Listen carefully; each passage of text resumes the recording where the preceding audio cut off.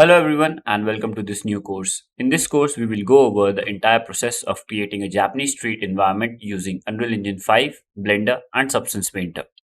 We will go over modeling in Blender, texturing using Substance Painter and setting up the scene, lighting and materials in Unreal Engine 5. All the modeling will be done in Blender. However, the techniques used are universal and can be replicated in any other 3D modeling package. The materials and textures will be created using Substance Painter. Level art, lighting, and composition will be done in Unreal Engine 5. In this course, you will learn everything you need to know to create the final results that you see in the images and trailers. The same techniques can be applied to almost any type of environment. This course has over 9 hours of content. We will go over every step in this course together and nothing will be skipped. The course does not have any kind of time lapses so that you can follow every step easily. We will start by gathering some reference images to gain some initial ideas and mood for our scene. We will arrange these reference images in a free program called PureRef.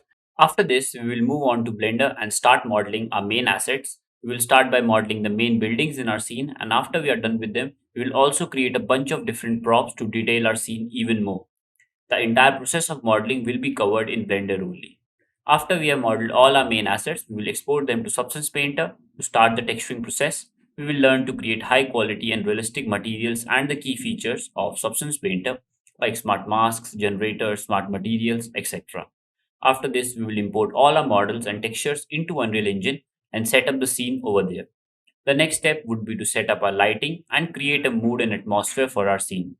We will make use of the new features of Unreal Engine, such as Lumen, to get realistic lighting for our scene. Next, we will set up a post processing volume to further enhance the visuals of our scene.